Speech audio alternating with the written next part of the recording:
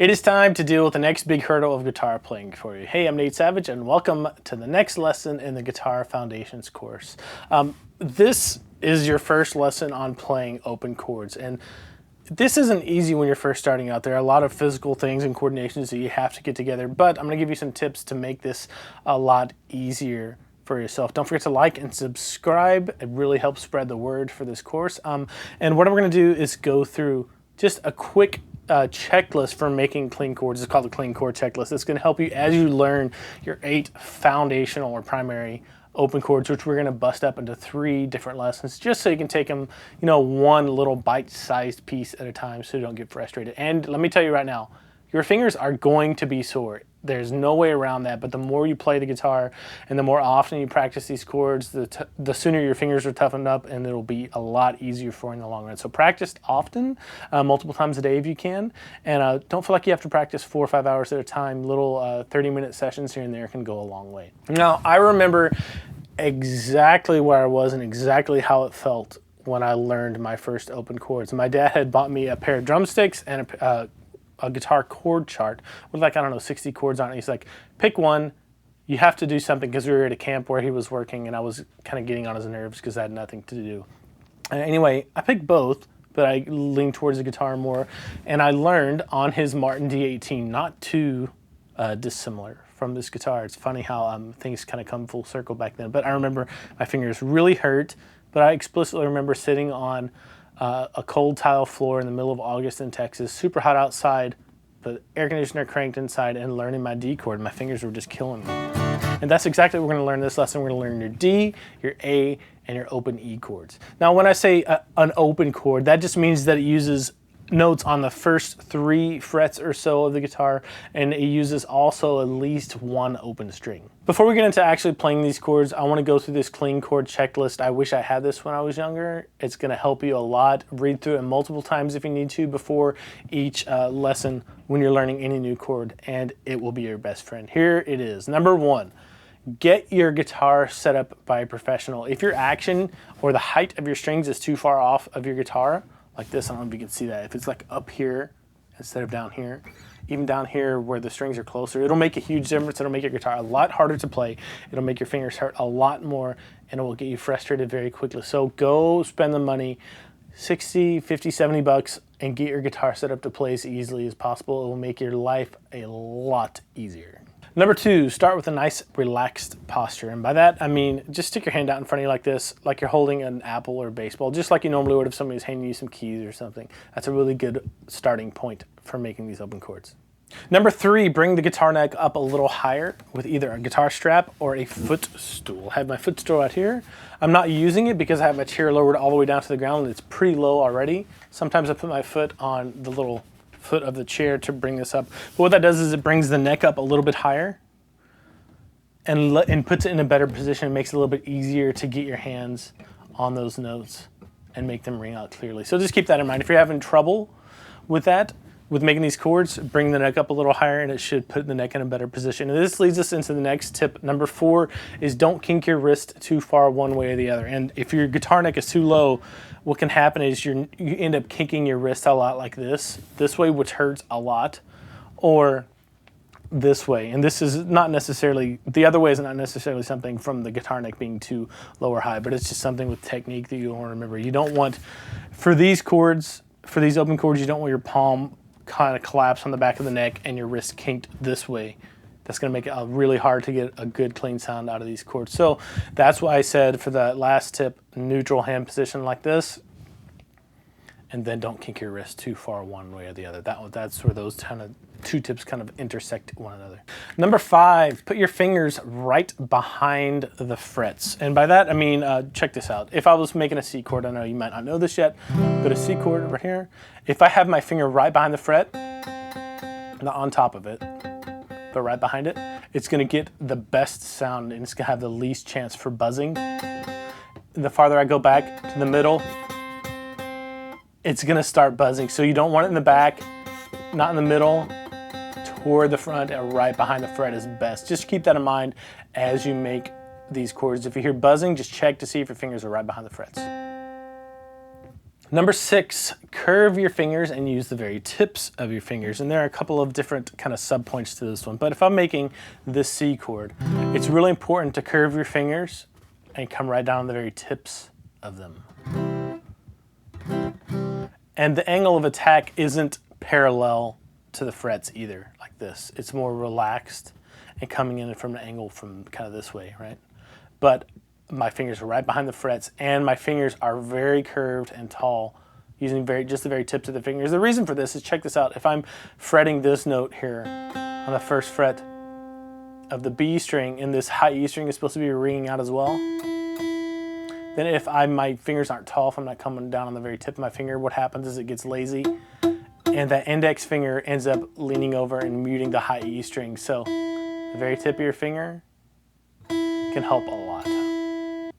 Tip number 7 kind of helps all of the tips we've gone over so far and the ones that are coming up too. And that's to put your elbow down by your body. Just kind of let it relax and fall by your side. If you have it up out here, it's going to make it really tough to get a good angle of attack on the strings. It's going to make it really weird to not kink your wrist one way or the other. It's going to make it weird to not have your thumb right behind the neck for these open chords. So just make sure to relax and let your arm drop by the side of your body. That's going to make it easier to curve your fingers, get a good, nice, neutral hand position as you're working on these chords. So that tip, elbow in. Number 8, experiment with how much pressure is enough to make these clean chords. You don't want to be killing yourself, pushing down too hard on the strings when you don't have to, but you don't want to push down so lightly that you get kind of a crappy or a muted sound on the strings. You want to push down enough to where it's nice and ringing out, but you don't want to push down so hard that you're getting really fatigued. You want to be relaxed. And if you kind of implement all the other tips, that'll help you stay relaxed, especially if your guitar is set up really well. Number 9, put on one finger at a time at first. And this is going to be pretty natural. So if you have a D chord that you're learning, putting on one finger at a time is the way you're going to have to do things. And that's just kind of the natural progression of things, but you're going to be working towards programming it in to where you put all your fingers on at once. But the way to get there is just one finger at a time at first. Working toward that goal of all at once. Number 10, repetition is key. And this tip kind of goes in a couple different areas. When you're practicing these chords, put it on, hold it there for a good 20 or 30 seconds. Check each individual note. And if it sounds a little buzzy or not quite right, just adjust using the rest of the tips in this list. And then take it off, completely off, shake it out, and then put it back on. And you're going to want to do this over and over again. So on, hold it there for a while, check every note, take it off, and then put it back on. That's exactly how you want to practice these things. And eventually you're going to get to where instead of doing one finger at a time, you're going to be able to go right to that chord all on its own. The other way that repetition is key is through your daily practice. And I mean this in a couple ways. Number 1, it's important to have your routine down to where you're practicing 5-6 days a week. 20, 30 minutes at a minimum, that kind of repetition. But another way the repetition is important is to do maybe multiple practice sessions per day. Even if it's only 5 minutes, if you're working on, let's say, getting that D down, if you can pick your guitar up for 5 minutes and just work on that D multiple times a day, it's going to force your brain to recall it and you're going to get it down faster. Now, coming back and reviewing this list multiple times as you're learning your foundational open chords is going to be really important. And hear me out on this one. It's not important right now that you learn to switch between chords. That's a challenge that we need to separate out. For now, we're working on going to the individual chord shapes first. Isolating that challenge will make it a lot easier. If you have the chords down, these chords down to where you can go to them right away on their own, it's going to be a lot easier when you're starting to switch between chords. So let's get into these first 3 chords. All right, open D. You're going to notice on the chord diagram that there's an X above the low E and A strings. That means you don't play them at all. So the only strings that you need to play for this D chord are the D, G, B, and high E strings. And to do that, you're probably gonna have to work on your aim for your picking hand a little bit. So start on your D string, and you're gonna just push through those 4 strings. So if you have to look back, I highly recommend that just so you can program in your aim for this particular chord. So let's get this chord on. First finger is going to go right behind the 2nd fret of the G string. Second finger right behind the 2nd fret of the high E string. And then 3rd finger, 3rd fret of the B string. You see how we made a little triangle? That's how I remember my D chord. It's just a little triangle chord. And only strum the top 4 strings. And remember all the tips we went through, fingers right behind the frets, elbow in, don't kink your wrist too far one way or the other. If you need to, elevate the guitar neck a little bit to make it a little bit easier. Don't feel like you have to have your fingers, parallel to the frets. Kind of halfway between, almost at like a 45-degree angle to the strings is a really good angle of attack to start at. Check each string to see if it's clean, and then go through the checklist if it's not. And once you have it on, take it off, shake it out, and then put it back on. And you could start off with a different finger this time. Maybe start off with your second finger. There on the second fret of the high E, first finger, second fret of the G, and then third finger, third fret of the B string. And this is what's probably going to happen as you do this. Something like that. And watch my hand, watch what happens. My wrist is kinked out a little bit. If I pull that in, see how my fingers are flat here, and they're able to stand taller when I pull my wrist in from that to that, and my elbow comes into my body. It's a lot easier. So from this, and if you need to bring that guitar up, makes it easier to get that posture there. And it may not feel like this is coming very quickly. You may feel like, man, I just can't do this. But that's pretty normal. You're learning some new motor skills and some new mechanical things here that it just takes time and repetition to get down. And you may be really good at this right away, but you may have to go through a few days or a couple of weeks where it just does not feel like it's clicking. But if you keep doing it and programming it in right, it will start to click and your chords will start to clean up. So that's your open D chord, first chord. And make sure to leave that low E and A string out once you have the chord on. If you need to look back and make sure that you're not hitting these strings, do that. Now, one thing I have seen some people do is switch their first and second fingers like this for their open D. I don't do that, but I have seen other people do that. If that's easier for you, you can try that different little variation on this chord out too. Next chord, your second chord, the open A major chord. There are 2 basic variations for this chord shape that I want to show you. For years, this is how I learned my open A. And we'll learn that shape, but I'm also going to show you this shape too. If you have larger fingers, this one is going to be the one you want to go with because you don't have to scrunch your fingers up as much for this shape. But look at the chord diagram, you're going to notice that there's an X over the low E string, so don't play that string at all. Just leave that one out, and you're going to need to work on your aim for this chord as well. So put your pick or your thumb on the 5th string and play only the top 5 strings. Leave that low E string out for this chord. As far as the fingering for this shape, you have all notes on the 2nd fret of the D, G, and B strings. So put your 3rd finger on the 2nd fret of the B, then you line up, squish your 2nd finger up on the 2nd fret of the G, and then your 1st finger has to come up on the 2nd fret of the D and squish right up in there. And that's getting pretty far back to the next fret, so it's kind of tough to make ring out. So leave the low E string out and strum. Just the top 5 strings there. And again, remember all the clean chord tips. If you have your elbow up here, it's gonna be really tough. So elbow in, right behind the frets, wrist not kink too far one way or the other. Elevate that if you need to. Thumb behind the fretboard, on the back of the neck. And that's what you're going to want to do. Go through and check each individual note. If it's buzzing, go through that checklist and make adjustments where you need to. Now, having said this, just so you have this next shape as a reference so you can pick right away which one you want to use. And I use both. So don't feel like you're stuck with just one. It's really good to learn both. All you have to do to play the variation on the shape is switch your 1st and 2nd fingers. I find it a little bit easier to get a clean sound with this chord and to just throw it on the guitar. So you switch your 1st and 2nd fingers. So your 2nd finger is 2nd fret of the D, 1st finger, 2nd fret of the G, and your 3rd finger stays where it was, 2nd fret of the B. I think I said 3rd finger there. Hopefully I did. Anyway, that's the other variation on the A chord. So same thing there. Go through all the tips, fingers right behind the frets. Elevate that guitar if you need to. Elbow in. Check your angle. Make sure your wrist isn't kinked too far one way or the other. Check each individual string. And that's how you practice this. You just put it on, check, make adjustments, take it off, shake it out, put it back on. And then you can do either shape you want to for this one. So your fingers might be feeling pretty sore right now. That's normal, don't worry.